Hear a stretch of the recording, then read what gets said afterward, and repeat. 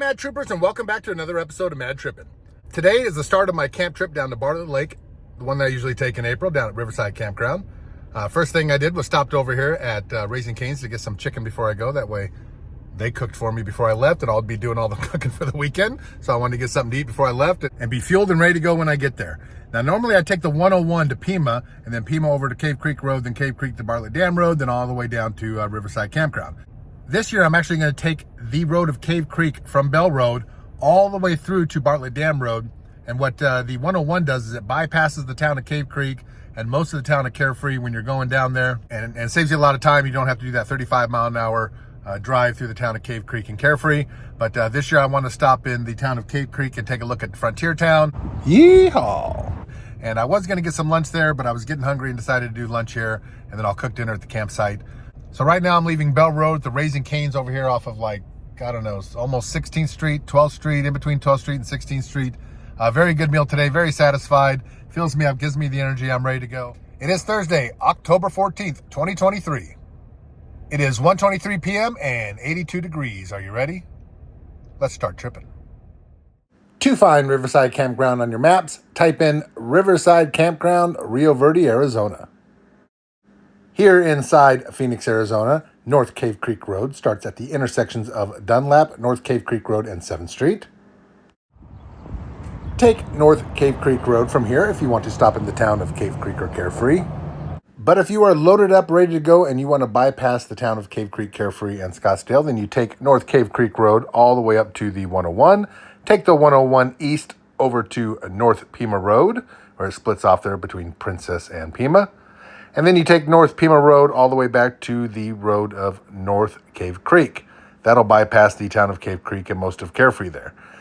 Then you take North Cave Creek Road all the way up northeast here to the East Bartlett Dam Road right here. Take that all the way down to the stop sign here. Now at some point, Horseshoe Dam Road becomes North Bartlett Dam Road. North Bartlett Dam Road becomes Horseshoe Dam Road. Don't let that freak you out. They're both the same road. Then you're going to come to a stop sign. In front of you is going to be the dry dock where you launch your boat. You're going to make a right turn right here. Coming down this road here, you can see that if you veer to the left, that will take you to the general store and the marina and the dry dock area that you can rent a space for your boat. This is the road right here you want to take. When you veer off to the right, that'll take you up to the Riverside Campground. Again, that's the marina right there. If you want to stop and get some ice last-minute items, pull up here to go to Riverside Campground. Just a quick reminder, the marina did not have park passes that day that I was there. It is a dirt road all the way down to Riverside Campground from here, and please be careful. You are on a side of a cliff at times, and it is a bumpy dirt road with thin roads, and there are cars coming up the road all the time. Halfway down the road, this is the cell tree. You can notice it cuts through the valley right there, so you could get a cell phone signal through the mountains. We used to have a sign up here that read cell tree. It lasted for about 8 years. But you would have to come up from the campsite if you wanted to call anybody in town and go right here to the cell tree. Now coming down that dirt road, when you get to the bottom, you're going to come up to the SRP station. It is fenced off. You do not need to go that way. Just veer over to the right. You can see the fenced off area right there with the dam in the background. Veer off to the right, and that will take you to Riverside Campground. Once you curve to the right, you're going to come across this area here. This is a flood area, so if it's raining, you're not going to want to camp down in here. But you can have undesignated camping spots down there. There's not going to be any picnic tables or fire pits, but you can go down there and make your own camp spot.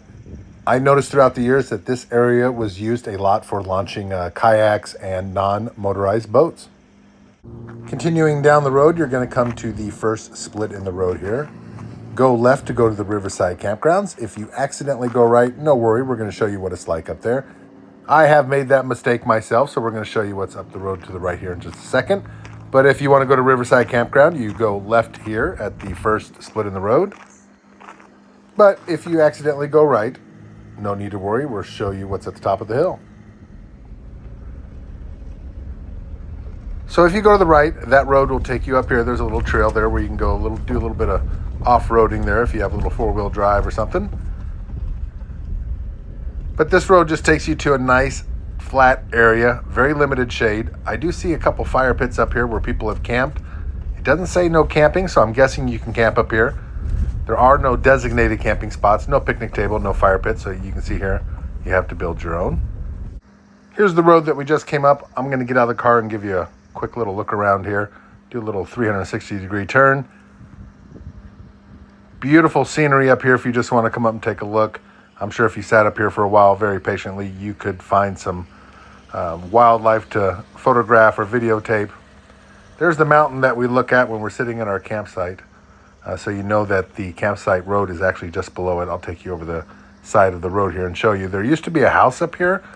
I don't know what it was used for, something to do with SRP, I believe, and there was actually a trail that would go down to the road. I believe it was back over here somewhere. I think it's all covered up with brush now. But you walk to the side of the road. Look at that beautiful swirl. Ain't she pretty? It's an old swirl there. Look how many arms are on there. So we're getting close to the 200-year mark on that swirl right there, if not over. But you can see there's the road that you take to Riverside Campground. It's just a big oval road, one way. You can see the campers there cleaning up their camp, getting ready to leave. We're going to take a look at them as we pass by here when we get back on the right track. But yeah, that is the road that takes you down to Riverside Campground, or as actually part of Riverside Campground. So no need to worry, just turn around and head back down this road. And when you get to the bottom, veer right, and that will take you to Riverside Campground. If you veer left, obviously that's going to take you back out towards the marina and back to Phoenix. So go down this road here to Riverside Campground. Now, before you get to the one-way sign, on your left is going to be campsite number 1. I think they added this as a new campsite this year. Not totally positive, but there are 11 campsites total down here this year. You can see there's a little pole there that they added. Those are definitely new that tell you that this is campsite 1. But you come down the road, definitely something that they added new. I don't think this campsite was there last year. I could be wrong. Definitely the poles are new, but that'll be on your left, and then you just continue down the road, and you can see the one-way sign up here. So after passing campsite 1, you're going to come up to there it is right there on your left. You're going to come up to a one-way sign that takes you all the way around Riverside Campground. You can see it there, right there in the middle. So we're going to take the advice of that one-way sign and veer to the right here.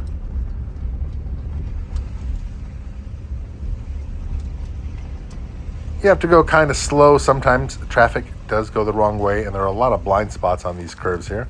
Oh, look at that iguana. See that iguana in the road? Sometimes you just got to stop and look. Well, close. That iguana had a bright orange color to him. What a beautiful creature. Now, as you come on the back of this turn, see all those swirls up there? That is where the road is. You can kind of see the fence right there that we were just on when we took the wrong turn. That shows you how close it is to the campsite. Now, turning the corner here, we are entering campsite number 2. It's a pretty good little campsite right there. That is going to be the quietest towards the end of the road there. And here's campsite number 3, which is vacant right now. I could take that one. Campsite number 4 is also vacant. Seems to be a nice area right there. That might be nice. There's a lot of dead grass back here. So campsite number, number 5 is looking a little dirty. Campsite 6 is probably the one I'm going to take here because it looks as if campsite number, 7 and 8 have campers in it with some nice toys, nice motorhomes. I wouldn't mind getting myself a little travel trailer one day. So that'll do it for 7 and 8. I love camping in 7 and 8. I've watched my past videos. We talk about that. And then campsite number 9 is the one closest to the bathroom, kind of a big campsite that is also taken up. Now, right here on the side of the road, if all the campsites are taken up, you can park your vehicle and have a campsite down by the river. This is it's not a designated spot. You're not allowed to park on this side of the river. No picnic table. Here. We'll start on 10. No fire pit, but 8, you can create your own little fire 9, pit and camp. Try to find a level spot. It is all at an angle. So you can park right there, and then going past that last campsite, number 9, you come up to the dumpster and the bathrooms. It is a male and female bathroom right there. Coming up here, you can see you can park your car right there too, but make sure you don't park it when the dumpster guy's coming. And you go past the bathrooms and the river camping spots right there, and you come across campsites number 10 and 11. So 10 is going to be up here on the right a little bit. It's a nice campsite, a lot of trees, a lot of shade. Check out my past video from last year where I go into the campsite itself and cover it pretty good here. You can see it's a little bit of ways from the bathroom, so you have to go all the way around the one-way road here. You can't, you have to go straight like I'm doing. So here's campsite 10. That is a beautiful campsite. I'm going to have to try that one year. keep telling myself, probably be the last year I come down here, but it's a 45-mile trip, man. You can't beat that. Look at this campsite. That'd be nice for, I think you're allowed to have 4 vehicles in a campsite, something like that. So that'd be a nice little campsite if you only had, 10 people. There is a limit on how many people you can have per campsite, how many vehicles, stuff like that.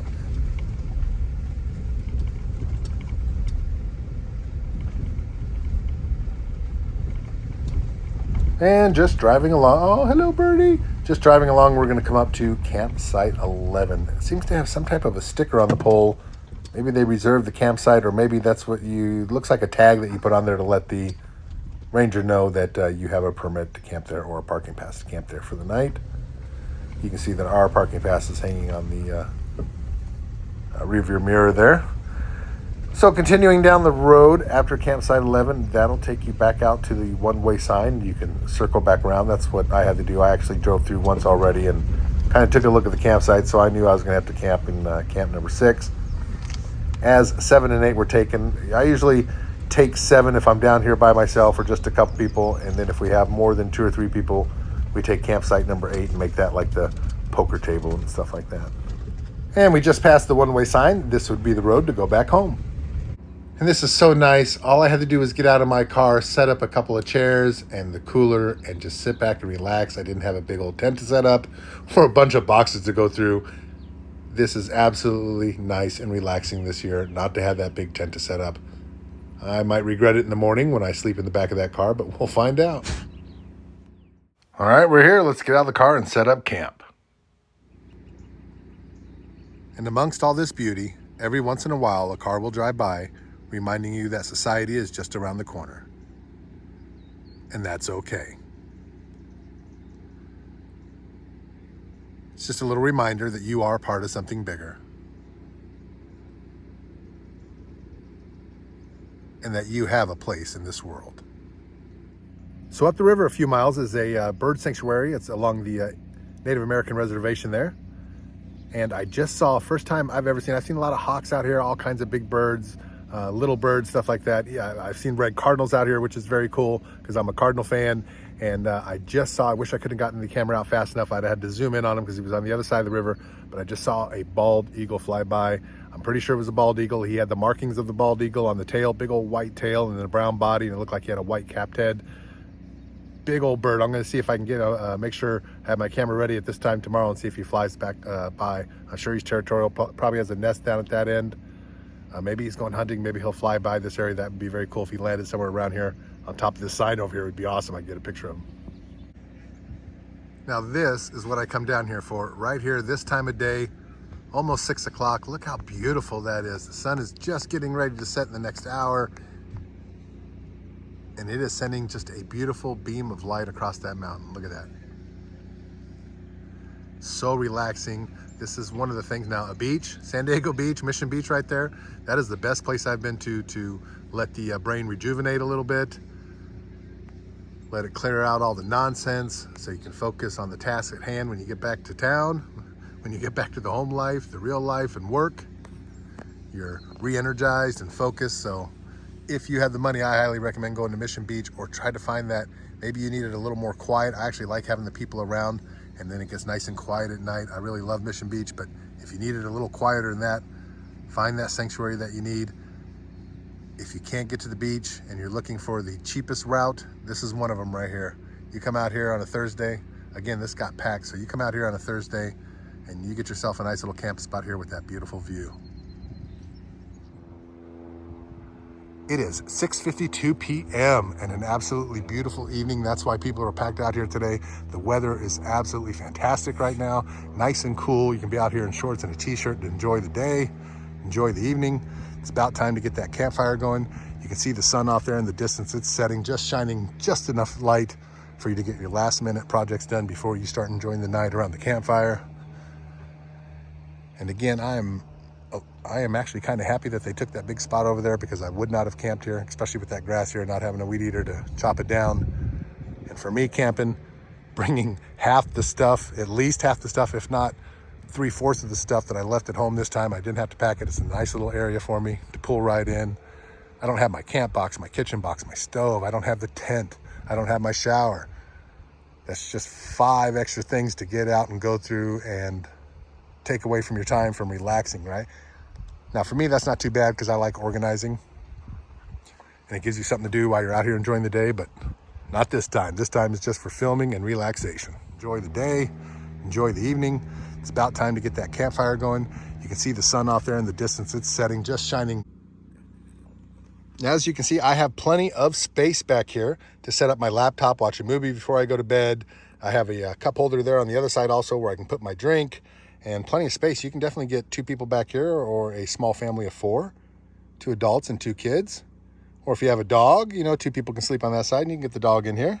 It's a nice little open space area there. And I know what you're asking yourself, Mike, did you really have to buy Legos when you stopped at Fry's to get your firewood, your newspaper, and your ice? Did you really have to buy Legos? No. Yes. It is 6:52 p.m. and an absolutely beautiful evening. That's why people are packed out here today. The weather is absolutely fantastic right now. Nice and cool. You can be out here in shorts and a t-shirt to enjoy the day, enjoy the evening. It's about time to get that campfire going. You can see the sun off there in the distance. It's setting, just shining just enough light for you to get your last minute projects done before you start enjoying the night around the campfire. And for me, camping, bringing half the stuff, at least half the stuff, if not 3/4 of the stuff that I left at home this time. I didn't have to pack it. It's a nice little area for me to pull right in. I don't have my camp box, my kitchen box, my stove. I don't have the tent. I don't have my shower. That's just 5 extra things to get out and go through and take away from your time from relaxing, right? Now, for me, that's not too bad because I like organizing. And it gives you something to do while you're out here enjoying the day, but not this time. This time is just for filming and relaxation. Time to light the fire. I'm over here stirring the fire for a little bit, and I just realized we would definitely use a lot more wood. I think I said this last time I was out here last year. This is all I need. I got a nice little fire going. It's enough to keep me warm. I don't need anything else. But we'd have a couple more logs in there with a big group of people out here. You want the fire a little bit, keep everybody warm that's around it. So we definitely have at least 2 or 3 more logs on there. So we'd probably go through, I'm guessing, if you're doing it by the bag, of course, we'd bring up our own firewood, cut it up and bring it up before we go. Sometimes we buy a couple extra bags, but my guess would be if you had a party of people going out here and you're staying up till 3 a.m., you're going through 2 bags an hour, at least a bag an hour at the very least. So you got to figure 7 hours is 7 bags. But I'll bet you when I had my trailer pulling it up here, I'd bring up half a quart of wood probably. 2x4s, they call it the city mixture, city wood. So plan on that. If you're coming up with a big group of people and you want a good fire, you're going to go through 1 to 2 bags, probably every hour and a half, 1 to 2 bags. I'll bet you could pull off 2 bags every hour and a half. So you got to figure you're going to burn at least 6 bags a night when you're up here with a big group of people. If you're turning in at 10 o'clock, that's only 3 hours. You only need a bag or 2 a night. You don't need a big fire.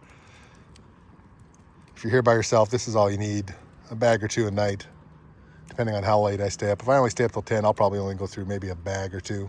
But I'll probably stay up a little bit later. All right, I got everything ready to go. Let's open up the cooler.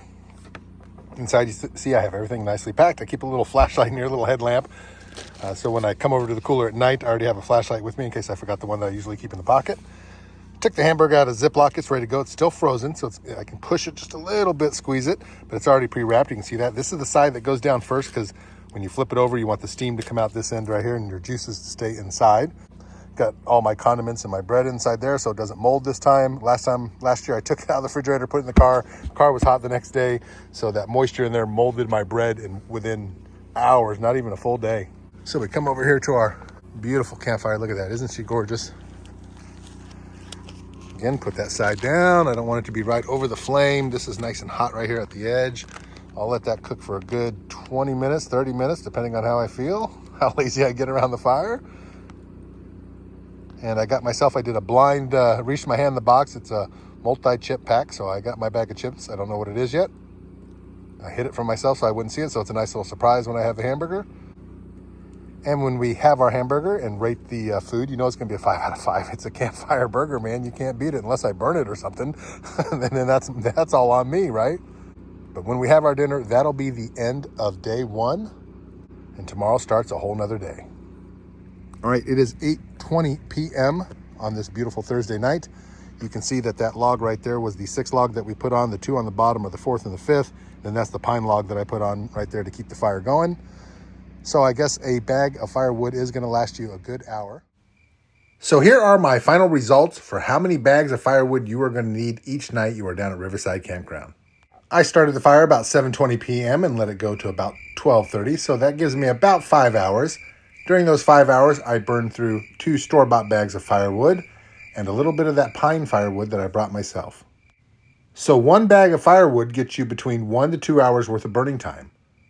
During that 5 hours, I went through 2.5 bags of firewood. In total, for 3 nights, I went through 7 bags of firewood and a bag of kindling. All right, that hamburger is just about done, so let's see what we got here. We got some mayonnaise, ketchup, and mustard that we'll put on one of these French rolls here instead of a regular hamburger bun. That way I didn't have to buy hamburger buns for the hamburgers, bread rolls for the sandwiches during the day. Just use this bread roll here. And the easiest one to grab is going to be this one for the, provolone. I thought it was going to be cheddar tonight. We got provolone cheese. We're looking good. Let's get our sandwich all made up. Look at this. Using a napkin. I didn't even bring plates. I didn't bring plates or utensils because I don't have my camp box with me. I thought about bringing a butter knife, but I could just use my pocket knife for that. So I thought, why not? Just leave everything else at home. I can throw the napkin in the campfire when I'm done. No cleanup. Isn't that beautiful? No cleanup. All right, let's get that bread decorated and get that hamburger on there. Ooh, I smell a skunk. There's definitely a skunk around here. He must be smelling my food. So we have the juices right there. The hamburger is out and it's on the bun. Look at that steaming. Doesn't that look good? And for our grab bag, I grabbed a bag of Cool Ranch Doritos there. Nice to have. Look at that hamburger. We got to get into that while it's steaming hot. Woo, look at that steam coming off of there. Oh, 5 out of 5 without a doubt. That is a delicious cheeseburger. Good bread. Very good bread. Oh, that provolone cheese. Nice and hot. Around the campfire, you can't beat it. 5 out of 5 for the night. It with a bag of Doritos Cool Ranch. Not my favorite. It was a blind grab there that I got out of the box. But it'll do. It goes with the hamburger pretty good. And then a nice cold Dr. Pepper. And a nice campfire. You just can't beat it. Well, Mad Trippers, that will do it for day 1 here at Riverside Campground, Bartlett Lake. Be sure to check out my previous episode if you want to know more about Frontier Town inside the town of Cave Creek. And on my next episode, we will check out the water levels here at the lake and the river on day 2 of our camping trip here at Riverside Campground. But for now, thanks for watching. You are so much appreciated. Have a great rest of your day and a better tomorrow. Please click that subscribe button, trip over that like button, and remember, never stop tripping.